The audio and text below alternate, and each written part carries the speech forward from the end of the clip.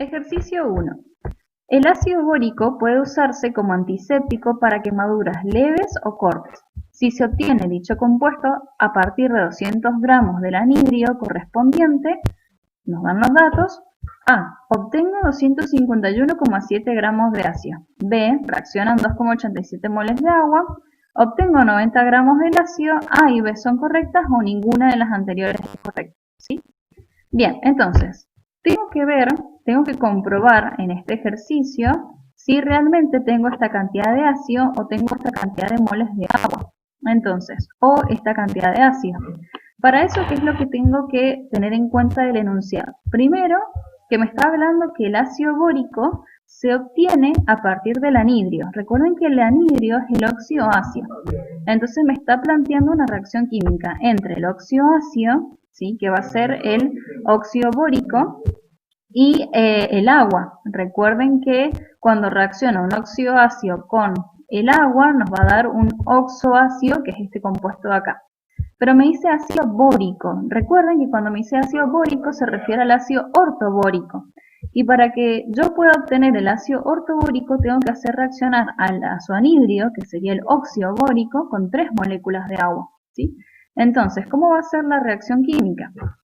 Bien, vamos a hacer primero la reacción y vamos a colocar el dato que nos está diciendo el enunciado. Entonces, lo que yo quiero comprobar primero es si obtengo esta cantidad de ácido o si tengo 90 gramos, como decía el C, ¿sí? Entonces, primero planteamos la reacción. Yo sé que el óxido bórico, cuando reacciona con 3 moléculas de agua, me va a dar este compuesto, que si lo simplificamos me queda así, me queda como hidrógeno 3, boro, oxígeno 3, porque simplificamos el 6 dividido 2, 2 dividido 2 y el 6 dividido 2. Entonces acá me dio 3, me dio 1 y me dio 3. Para balancear estos dos reactivos con este producto final, ¿sí?, chau, lo sacamos, no lo tenemos en cuenta porque ya lo simplificamos y nos quedó así. Entonces, para balancear, colocamos el 2 delante del compuesto, porque acá cuando lo simplificamos lo dividimos por 2. Entonces, ese 2 va a ir acá adelante, ¿sí? Y ahí ya tenemos la reacción balanceada. Entonces, ¿qué me está diciendo el enunciado? Que yo tengo acá 200 gramos de este óxido, ¿sí?, de este anhidrio. Entonces, ¿cuánta masa del ácido voy a obtener? Bien, para eso, ¿qué es lo que voy a tener que hacer? Yo conozco la masa molar de este compuesto porque ya me están dando los datos en el problema. Me dice que la masa del boro es de 10,8 gramos y la masa del oxígeno es 16. Entonces sería 10,8 por 2 más 16 por 3. Esto me va a dar 69,6. Y yo sé que acá tengo también 3 gramos de hidrógeno, porque sería 3 por 1 gramo de hidrógeno, 3. Acá sería 10,8 y acá sería 16 por 3. Y todo eso, que sería la masa molar del ácido bórico, me va a dar 61,8 gramos por mol, ¿sí? Entonces, para repasar, o sea, sería la masa del hidrógeno por 3, más la masa del boro, más la masa del oxígeno por 3. Todo eso me da la masa molar, que es esta. Pero como mi coeficiente es 2, me está indicando que acá tengo 2 moles de este ácido. Entonces, 2 moles por la masa molar me da una masa de 123,2 gramos, ¿sí? Entonces, si 69,6 gramos de óxido bórico me producen 123,2 gramos del ácido, 200 gramos, ¿cuánto? Y resulta que me dan 354,02 gramos. Entonces yo no obtengo esta cantidad de ácido, ni siquiera obtengo los 90 gramos que me daba la otra opción. Por lo tanto, esta opción es incorrecta, ¿sí? Bien, vamos al siguiente. Había otra opción que nos decía que reaccionan 2,87 moles de agua. Entonces, volvemos a plantear la reacción química, ¿sí? Este compuesto, recuerden que lo pueden sacar, yo se lo he puesto para que se acuerden de que les da este compuesto y después lo tienen que simplificar, ¿sí? Pero esto lo pueden sacar directamente y poner estos dos reactivos y el producto. Entonces, si reaccionan 200 gramos del óxido bórico con... ahí está. Si reaccionan 69,6 gramos del óxido bórico con 3 moles de agua, entonces 200 gramos del óxido bórico, ¿con cuánto? ¿Sí? Hacemos una reglita de 3 relacionando la masa del anhidrio con la masa con las moléculas de agua, ¿sí? Entonces, acá, del anhidrio bórico yo tengo 200 gramos, entonces sería 200 por 3 dividido 69,6 y esto me da 8,62 moles. Por lo tanto, también es incorrecta, ¿sí? Por lo tanto, ninguna de las opciones son correctas. O sea, si vamos al problema otra vez, acá, ¿sí? La opción que tenga esta consigna es incorrecta, esta también es incorrecta, esta es incorrecta y, bueno, por lo tanto, ninguna es correcta. Y ese sería el ejercicio 1 del global. Bien, vamos con el siguiente ejercicio. Dice, según las fuerzas o uniones intermoleculares, marque la opción correcta. Vamos a ir descartando opción por opción, ¿sí? A. Las fuerzas dipolo-dipolo inducidos se dan entre dos moléculas no polares, ¿sí? Yo acá les hice dibujitos para que interpretemos lo que le voy a decir más o menos. Vamos con el A. Las fuerzas dipolo-dipolo inducido, ¿sí? Se dan entre una molécula no polar, que sería el circulito que ven ahí, ¿sí? Y una molécula polar. Bien, esta molécula, se dice que una molécula es polar cuando tiene un polo positivo y un polo negativo. Entonces, esta molécula polar, ¿sí? Si tiene la orientación adecuada y la posición adecuada, ¿sí?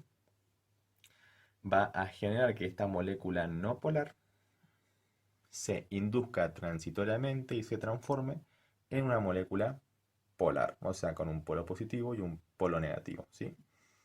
Entonces la A es falsa. ¿Por qué? Porque las fuerzas dipolo-dipolo inducido se dan entre una molécula polar y una molécula no polar. Vamos con el B. Las fuerzas dipolo-dipolo se dan entre dos moléculas no polares. Sí, todo lo contrario. Las fuerzas dipolo-dipolo, como lo dice el nombre, di es de dos polos, ¿sí? Se da entre dos moléculas polares, ¿sí? Esta es una molécula polar y esta es la otra molécula polar, ¿sí? Entonces la B también sería falsa porque las fuerzas dipolo-dipolo se dan entre dos moléculas polares. Y ahora vamos con la C. Dice la C, las fuerzas de London se dan entre una molécula polar y otra molécula no polar. También es falso, ¿sí? Las fuerzas de London se dan entre dos moléculas no polares, ¿sí? Que por atracciones y repulsiones de la nube electrónica que las rodean se genera una distorsión y transitoriamente ambas se van a convertir en moléculas polares, ¿sí? O también las pueden conocer como dipolo inducido, ¿sí? Porque como que las dos moléculas, ¿sí?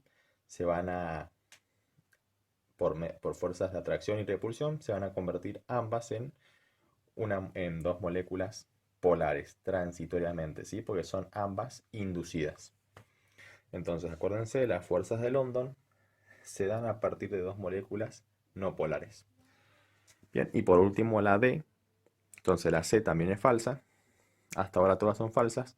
Y por último la D dice, las uniones puente-hidrógeno se dan cuando un átomo de hidrógeno se une a un átomo muy electronegativo. Esta es correcta, ¿sí?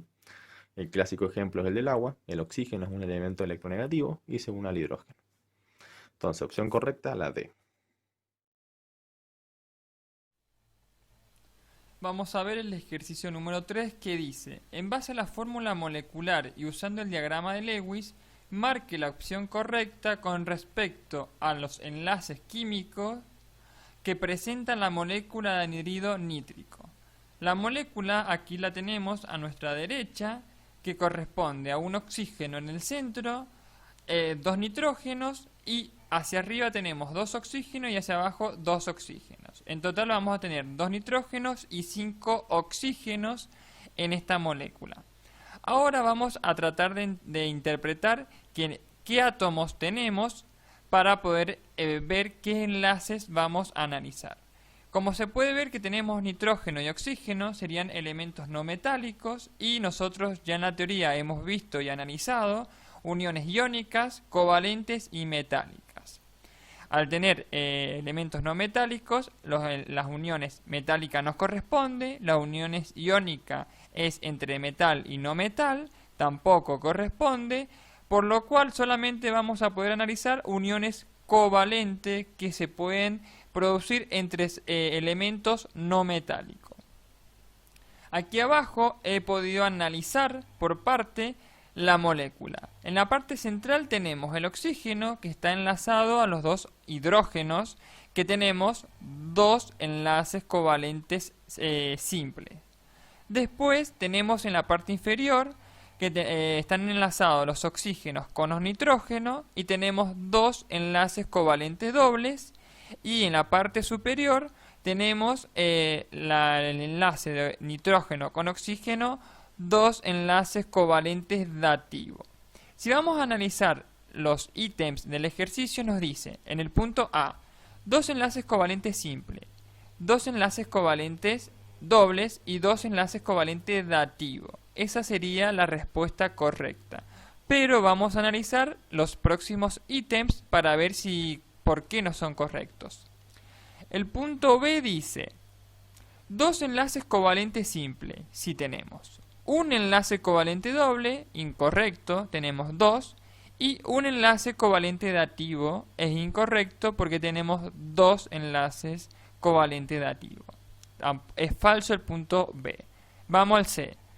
Dos enlaces covalente iónico, no tenemos enlaces covalente iónico, lo descartamos. Y vamos a un enlace covalente simple, es incorrecto porque tenemos dos enlaces covalentes simples. Por eso analizamos cada ítem y la respuesta correcta es el punto A. Ejercicio 4. Tengo una muestra de 30 gramos de limadura de hierro, 24 gramos de alcohol y 10 gramos de agua. Señale lo incorrecto. Vamos por la opción A. Es un sistema heterogéneo formado por dos fases. Hagamos un esquema de nuestro sistema. Fíjense, tenemos agua y alcohol, ¿sí? Y las virutas que veríamos en el fondo. ¿Por qué decimos que tenemos el agua más el alcohol? ¿Sí? Recuerden que el agua y el alcohol se mezclan perfectamente porque son sustancias polares. Entonces, veríamos un solo líquido, ¿sí? Y en el fondo veríamos las virutas, por lo tanto veríamos dos fases, ¿sí? Y tendríamos tres sustancias distintas, por lo tanto son dos fases, tres componentes.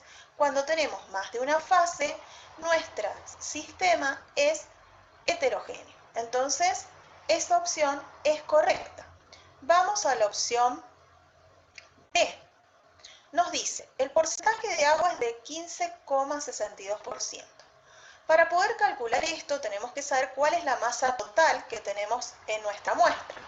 Vamos a sumar los 30 gramos de limadura de hierro, más los 24 de alcohol, más los 10 de agua, y nos da 64 gramos. Para poder saber cuánto representa el agua con respecto al total, hacemos la cantidad de agua dividido el total por 100. O sea, en nuestro caso serían 10 gramos dividido 64 por 100, que nos da 15,625%. Bien, o sea que esa también es una opción correcta. Vamos a la opción C. El hierro se puede separar por imantación, lo cual es correcto. Recuerden que el hierro es un metal que se puede separar por medio de un imán. Entonces, fíjense acá que han hecho un experimento en donde han mezclado arena con virutas de hierro, ¿sí?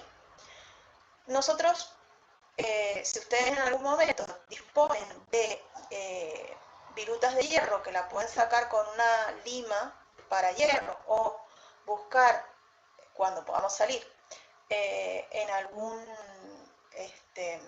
taller mecánico, en algún taller de chapería, pueden hacer el experimento por ustedes mismos. Pueden mezclar las virutas de hierro con arena, harina, azúcar, agua, con cualquier cosa que ustedes quieran mezclarlo, y luego pasando un imán, ¿sí?, cerca de la superficie, van a observar que el hierro se separa fácilmente.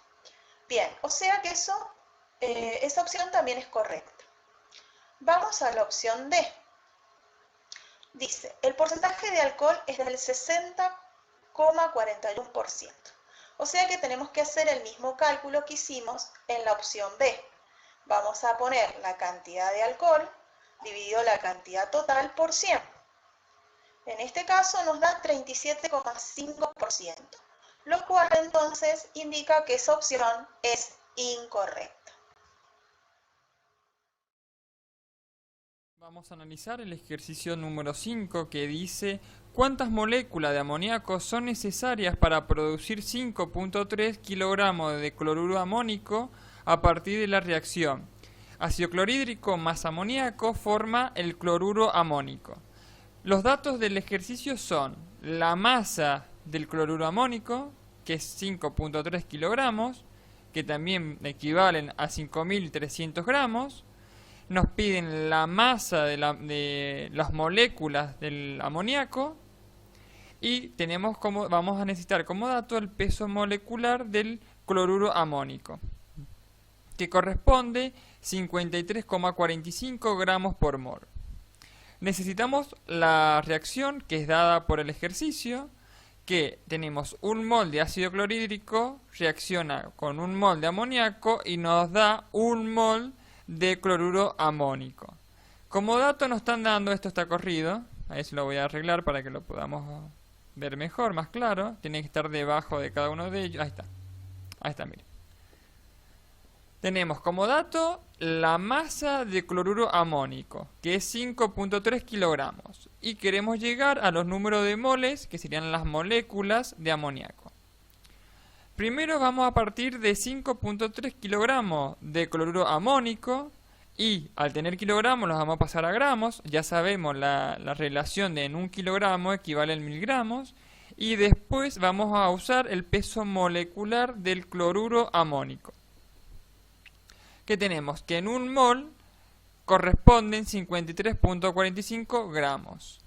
Ahora podemos simplificar kilogramo con kilogramo, gramo con gramo de cloruro amónico, y ahora con estequiometría que nos dice que en un mol de amoníaco corresponde un mol de cloruro amónico. Se simplifica mol con mol y nos queda como resultado 99,15 mol de amoníaco. Ahora ya sabemos que en la parte teórica hemos analizado que en un mol de una molécula corresponde a 6.02 por 10 a la 23 moléculas. Si yo sé los moles del amoníaco, que es 99,15 mol de amoníaco, ¿cuánto voy a tener? Realizo la regla de 3 y encuentro que es 5,96 por 10 a la 25 moléculas de amoníaco.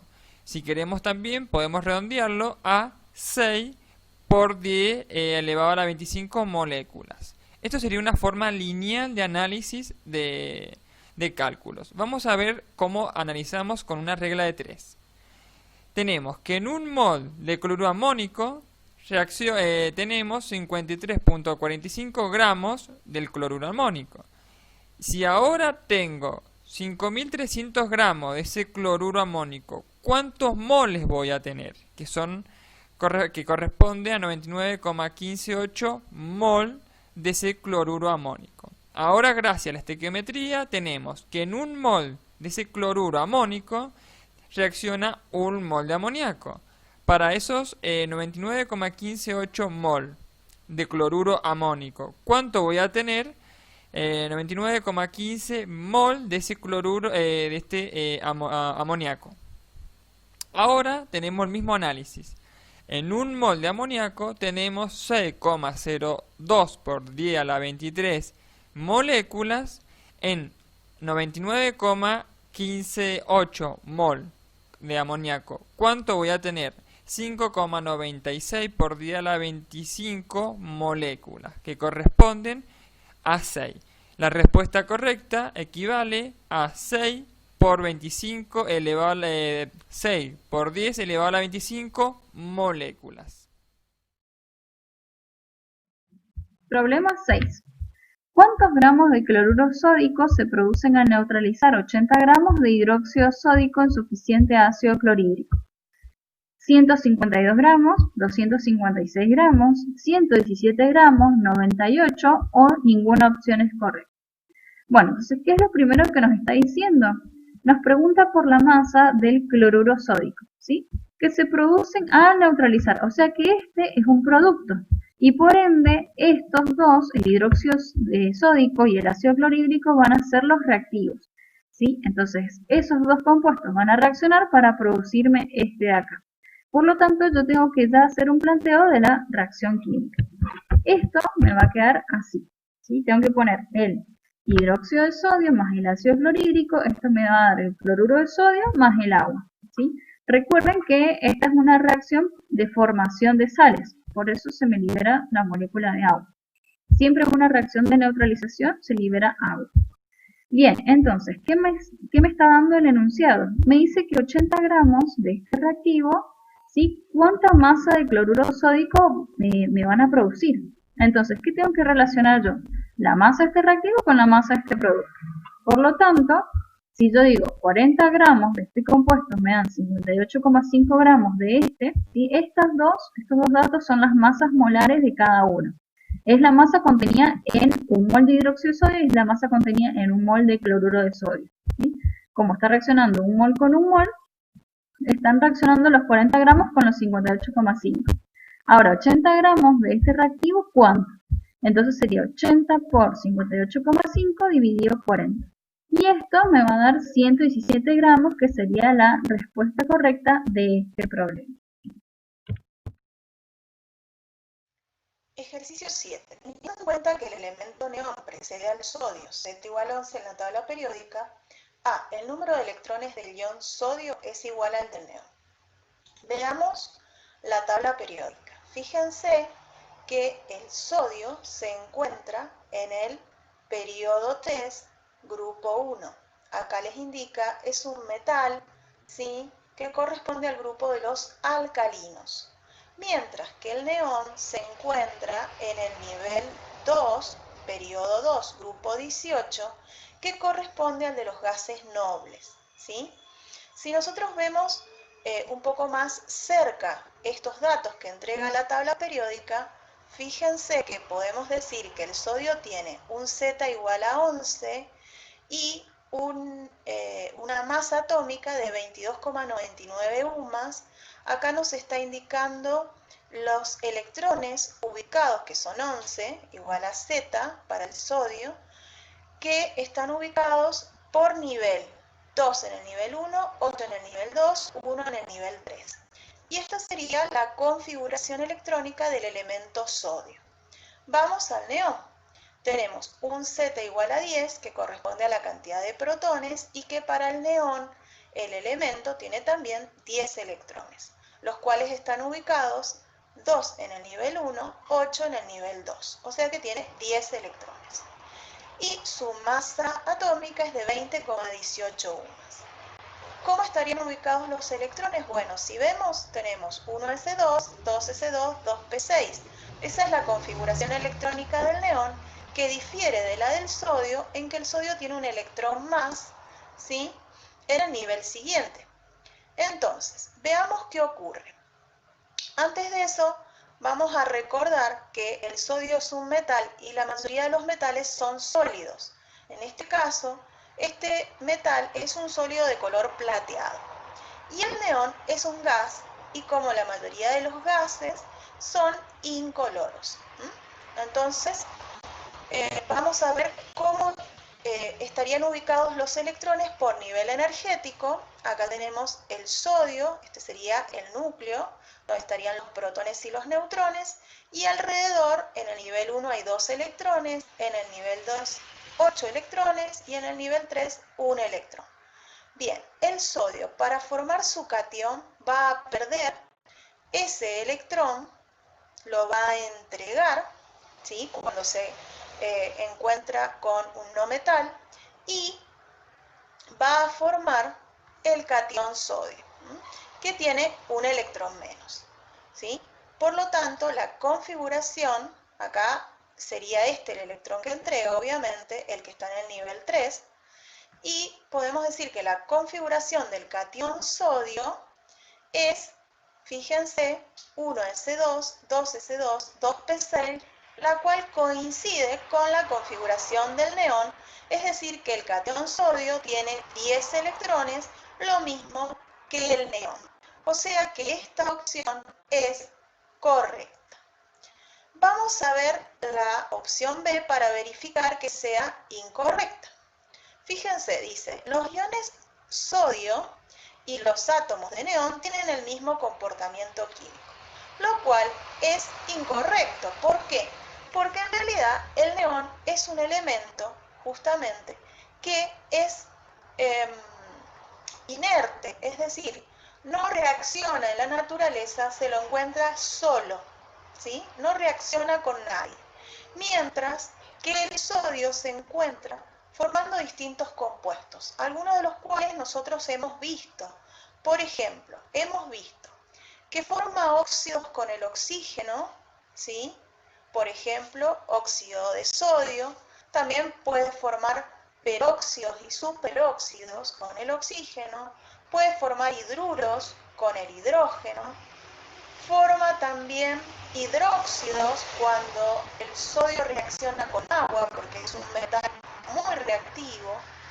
Y también podemos verlo o encontrarlo en sales, como por ejemplo la sal de mesa, que es el cloruro de sodio. Por lo tanto, esta opción es incorrecta. Vamos a la opción C. Los iones de sodio y los átomos de neón son isótopos. Recordemos lo que es un isótopo. Un isótopo es aquel que tiene igual Z, pero distinta masa. Es distinto el valor de los neutrones. Acuérdense que el número másico estaba formado por la cantidad de protones y de neutrones que tenía el núcleo, ¿sí? Donde los isótopos, ¿sí?, la característica que tienen es que es el mismo elemento, es decir, que corresponde al mismo Z, ¿sí?, que recuerden que es ese de allá arriba. El Z para el sodio es 11 y el Z para el neón es 10, y que corresponde a la cantidad de protones que hay en el núcleo. Es decir, que el sodio tiene 11 protones y el neón tiene 10 protones. Son distintos elementos. Por lo tanto, no pueden ser isótopos. Los isótopos son, ¿sí?, átomos del mismo elemento, pero que tienen distinta cantidad de neutrones. Es decir, son más pesados o más livianos, pero son el mismo elemento. Por lo tanto, esa opción es incorrecta. Opción D. El número de protones del ion sodio es igual al del neón. Fíjense que esta también es incorrecta porque recién lo analizamos. Si decimos que el Z es igual a la cantidad de protones, el sodio tiene 11 protones, mientras que el neón tiene 10 protones, ¿sí? Por lo tanto, esa también es incorrecta. La disacetoglucosa tiene una masa molecular de 260 y la siguiente composición centesimal: 55,37% de carbono, 7,75% de hidrógeno y 36,88% de oxígeno. Se añade la opción que corresponde a la fórmula molecular de este compuesto. Tenemos que ir viendo cada uno de los datos que nos va dando el ejercicio y qué es lo que nos pide. Lo primero que notamos es que nos da la masa molecular de 260. ¿Por qué nos da ese dato? Porque nos pide la fórmula molecular. Siempre recuerden que para calcular fórmula molecular es necesaria la masa molecular o, de alguna forma, con algún dato que nos dé, poder calcular la masa molecular. Después nos da la composición centesimal. Vemos que tiene carbono, hidrógeno y oxígeno. Siempre los pasos para calcular fórmula molecular siempre va a ser: primero, a partir de la composición, calculamos fórmula mínima y luego calculamos fórmula molecular. Entonces, lo primero que tenemos que hacer acá es tomar cada una de las composiciones porcentuales, carbono, hidrógeno y oxígeno, y anotémoslas bien prolijo. Lo que hacemos es dividir la composición porcentual, el porcentaje, sobre su masa atómica, no masa molecular, sino masa atómica. Es importante tener esta distinción porque el carbono es monoatómico, masa molecular y masa atómica es igual, pero hidrógeno y oxígeno son diatómicos, por lo tanto su masa atómica y su masa molecular son distintas. Entonces, lo primero que hacemos es dividir la composición porcentual por el peso atómico de cada elemento. 55,37 dividido 12, 7,75 dividido 1 y 36,88 dividido 16. Pesos atómicos, no pesos moleculares. Vamos a obtener resultados para cada uno de los elementos que forman parte de este compuesto. Esos valores no son valores enteros. El segundo paso que hacemos es, entre ellos, buscar el valor más pequeño. En este caso, 2,304. Al encontrar el valor más pequeño, el segundo paso va a ser dividir cada uno de esos valores por el número más pequeño que nosotros encontramos en el paso anterior. Es decir, 4,614 sobre 2,304, que era el más pequeño, 7,75 para el hidrógeno sobre 2,304 y 2,304 sobre 2,304. Lo que estamos haciendo en este paso es tratar de convertir estos valores a números enteros y puede ser que en este paso nos dé valores enteros. No es este caso, fíjense que ninguno de los resultados, tanto para el carbono, para el hidrógeno como para el oxígeno, no son valores enteros. Todos. Carbono nos da 2, hidrógeno nos da 3,36 y el oxígeno nos da 1. Ahora sí, lo que tenemos que hacer es convertir a estos valores en valores enteros. Para hacer eso, tenemos que buscar algún número primo que nos permita que todos estos valores queden en números enteros. No vamos a multiplicar solamente uno de esos valores, sino todos. Si ustedes miran, van a ver que hemos multiplicado en los tres casos por el número 3.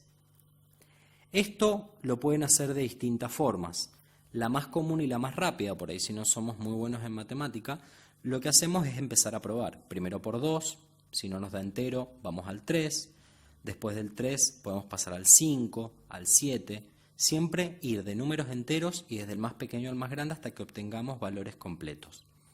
Si nosotros hacemos 3,36 por 3, no nos da clavado 10, pero nos da un número muy cercano y podemos redondear. Siempre en este tipo de ejercicios vamos a poder redondear porque los resultados suelen ser del orden del 0,05, 0,99, entonces vamos a poder redondear sin ningún problema. Repasando entonces, composición porcentual sobre peso atómico. Lo hacemos en cada uno de los casos, en este caso 3 elementos. Segundo paso, elegimos el resultado más pequeño y lo usamos como divisor en el tercer paso. Obtenemos valores. Si son enteros, los usamos para la fórmula mínima.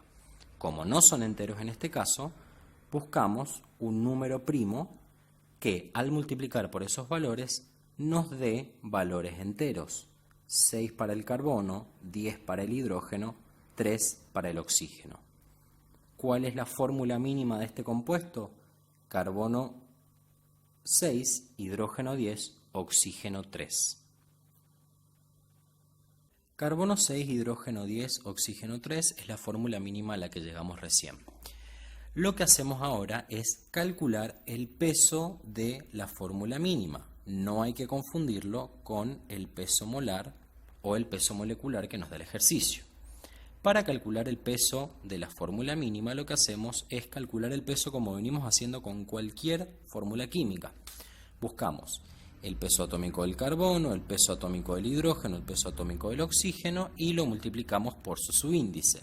12 por 6 para el carbono, 1 por 10 para el hidrógeno y 16 por 3 para el oxígeno. Esto nos da un resultado de 130 como peso de la fórmula mínima. El siguiente paso es usar la masa molar o masa molecular que nos da el ejercicio, 260 gramos, y dividirlo por el peso de la fórmula mínima, que es de 130 gramos. De esta forma, lo que vamos a estar obteniendo es el factor de multiplicación o factor de conversión que vamos a usar enseguida. Entonces, 260 gramos, que es el peso molecular o peso molar, lo dividimos por el peso de la fórmula mínima de 130 y nos da un resultado de 2. ¿Qué significa el 2? Que tenemos que multiplicar 2 por la fórmula mínima, carbono 6, hidrógeno 10, oxígeno 3. Si hacemos esta multiplicación, obtenemos la fórmula molecular, que es de carbono 12, hidrógeno 20, oxígeno 6. Esta es la fórmula molecular. Entonces, a partir de la fórmula mínima, calculamos el peso de la fórmula mínima y luego hacemos la división entre el peso molecular o peso molar que nos da el ejercicio sobre el peso de la fórmula mínima y obtenemos el factor de conversión que usamos para obtener la fórmula molecular. Bien, el ejercicio 9 del modelo examen dice que 22 gramos de un gas ocupan un volumen de 11,75 decímetros cúbicos si se lo mide a 790 milímetros de mercurio y 25 grados centígrados. ¿Cuál es el peso molecular de este gas? Bien, antes que nada, ¿qué datos tenemos? Tenemos una masa, 22 gramos del gas, tenemos un volumen, 11,75 decímetros cúbicos, una presión y una temperatura. Además, por ser un gas, sabemos que podemos utilizar la ecuación de gases ideales, que es presión por volumen igual al número de moles por R por T. Ahora, ¿qué nos está pidiendo? ¿Cuál es nuestra incógnita? El peso molecular del gas. ¿Sí? Recuerden que si el peso molecular es nuestra incógnita, tenemos que darlo siempre de esta forma. ¿Sí? El peso molecular o la masa molar, ¿sí?, de cualquier especie. En este caso traje un ejemplo externo, que es el hidróxido de sodio. ¿Qué hacemos nosotros para encontrar el peso molecular siempre? Y vamos a la tabla periódica. Decimos, por ejemplo, bueno, el sodio pesa 23, más 16 del oxígeno, más 1 del hidrógeno, ¿sí? En total pesa 40 gramos.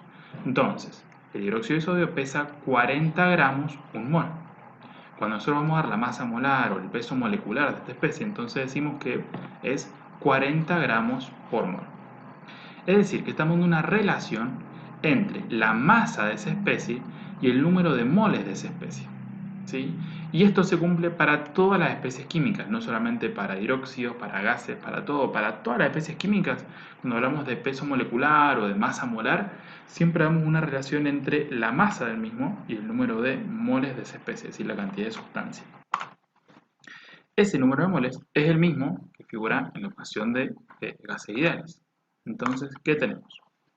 Si lo despejamos de esta ecuación de peso molecular, el número de moles pasa multiplicando, peso molecular pasa dividiendo, y me queda que el número de moles es la masa sobre el peso molecular. Que de hecho esto a veces lo hemos usado en algunos ejercicios. ¿Por qué? Porque si nosotros dividimos la masa que tenemos de dato de cualquier especie, dividida su masa molar, siempre van a encontrar el número de moles de esa especie. Sino que siempre lo hacemos por regla de 3, que es más sencillo, pero esta es una ecuación válida para cualquier tipo de trabajo. Ahora, ¿qué pasa si este número de moles lo reemplazamos en nuestra ecuación de gases? Pasa que encontramos una ecuación de gases ideales, pero que en vez de tener número de moles, tiene masa y peso molecular. Las dos son igualmente válidas, ¿sí? ¿Cuál es la diferencia? Y que generalmente utilizamos esta para trabajar con moles. Pero, si nuestro dato está en masa y tenemos el dato de masa molecular, ¿sí?, en vez de pasarlo a moles y utilizar esta ecuación, podemos utilizar directamente la segunda. O, si me da todos los datos y me pide la masa, puedo utilizar la segunda ecuación para despejarlo. Supónganse un caso como este, en el cual me da la presión, volumen, R y T, y nos da el peso molecular para despejar una masa. Podría suceder tranquilamente. En este caso, justamente lo contrario. Nos da presión, volumen, temperatura y masa, y nos pide encontrar su peso molecular. Entonces, directamente de esta ecuación, nosotros podemos despejar nuestra incógnita. La masa la tenemos, 22 gramos. El volumen está en decímetros cúbicos, nosotros necesitamos en litros. sabemos que un decímetro cúbico es exactamente lo mismo que un litro. Así que 11,75 decímetros cúbicos va a ser 11,75 litros. Es entonces nuestro volumen que podemos utilizar para nuestra ecuación. La presión en milímetros de mercurio no nos sirve. Necesitamos en atmósferas. Una atmósfera son 760 milímetros de mercurio. Entonces, 790 milímetros de mercurio, ¿cuántas atmósferas son? Resolvemos nuestra regla de 3 y vamos a encontrar que tenemos 1,04 atmósferas. Y por último, la temperatura. Necesitamos en grados Kelvin. Para eso tenemos que sumarle 273 y encontramos que la temperatura es de 298 grados Kelvin. Finalmente, tenemos todos los datos y lo que nos falta hacer es despejar el peso molecular de esta ecuación. Si lo pasamos multiplicando para este lado y después la presión y el volumen los pasamos dividiendo, nos va a quedar que el peso molecular es igual a la masa por R por T sobre la presión y el volumen de esta especie. ¿Sí? Presión y volumen pueden dejarlo acá dividiendo la masa o pueden hacer masa por R por T dividido todo, presión por volumen. Es lo mismo porque tenemos multiplicaciones y divisiones. ¿Sí? Es lo mismo que, por ejemplo, tener, no sé, 1/4 por 2 por 3 que tener 1 por 2 por 3 dividido 4. ¿Sí? En multiplicaciones y divisiones no hay diferencia. Bien, entonces el peso molecular es igual a la masa, 22 gramos, por R, 0,082, por T, 298, dividido 1,04 atmósfera por 1,75 litros. ¿Sí? Entonces, 22 dividido, paréntesis, 1,04 por 11,75, cierro paréntesis. Al resultado de esto lo multiplico por 0,082, lo multiplico por 298 y me va a dar que el peso molecular o la masa molar de esta especie gaseosa es de 44 gramos por mol. Si quieren pueden intentar hacer el otro cálculo que yo les decía para que vean que les da exactamente lo mismo. 22 gramos por 0,082 por 298 dividido, paréntesis, 1,04 atmósfera por 11,75, cierro paréntesis, y van a ver que les da exactamente el mismo resultado. ¿Sí? Vean las unidades también. Grados Kelvin con grados Kelvin se le van a cancelar. Atmósfera con atmósfera se me van a cancelar. Litro con litro se me van a cancelar. Y la masa molar o peso molecular me va a quedar en gramos sobre mol, que es lo que estoy buscando justamente. ¿Sí? Analizar el tema de las unidades, ¿sí? Que es lo mismo que hacen en física, en análisis dimensional, es una excelente forma de ver que la ecuación esté correctamente despejada. ¿Sí? Por eso a veces recomendamos que las unidades en esta ecuación las coloquen para que vean que están haciendo bien el despeje. Bien, entonces, este sería nuestro resultado final. Marque lo incorrecto. Tenemos que buscar cuál de estas opciones no es correcta. Vamos a la primera. Los sistemas homogéneos pueden ser separados por métodos químicos. Y es correcto porque recordemos que dentro de los sistemas homogéneos teníamos a las soluciones y a las sustancias puras. Y las sustancias puras pueden ser separadas por métodos químicos. Es decir, no todos los sistemas homogéneos pueden ser separados por métodos químicos, pero no está mal decir que algunos pueden ser separados por métodos químicos. Si nos dijera solo pueden ser separados por métodos químicos, ahí sería incorrecta. Pero recordemos que dentro de los sistemas homogéneos también tenemos a las sustancias puras. B. En una sustancia los átomos no pierden su identidad. Recordemos que dentro de las sustancias teníamos elementos y compuestos. Y los átomos es verdad que no pierden su identidad. Un átomo de oxígeno siempre será un átomo de oxígeno con sus respectivas propiedades y un átomo de hidrógeno siempre será un átomo de hidrógeno con sus respectivas propiedades también. Por lo tanto, B es correcta. Vamos a C. Las sustancias pueden o no tener proporciones definidas en sus componentes. Recordemos que las sustancias pueden ser elementos o compuestos y siempre tienen proporciones definidas de sus componentes. Esa proporción definida de sus componentes es la fórmula química que nos dice cuántos átomos hay adentro de la molécula y qué tipo de átomos hay adentro de la molécula. Por lo tanto, las sustancias siempre tienen que tener proporciones definidas de sus componentes. No es que pueden o no, sino que siempre tienen que tener proporciones definidas. Hasta ahora la incorrecta sería C, pero sigamos también con D. Después nos dice que las mezclas pueden ser homogéneas o heterogéneas. Y eso es cierto. Recordemos que las mezclas podían separarse en homogéneas o heterogéneas en base a la cantidad de fases que presentaban. Las mezclas homogéneas tienen una sola fase y las mezclas heterogéneas tenían más de una fase. Eso era lo que las diferenciaba. Por lo tanto, la opción D es correcta. Y la única opción incorrecta es C, que nos decía que las sustancias pueden o no tener proporciones definidas. Dijimos que las sustancias siempre tienen que tener proporciones definidas de sus componentes, que es lo que nosotros denominamos fórmula química.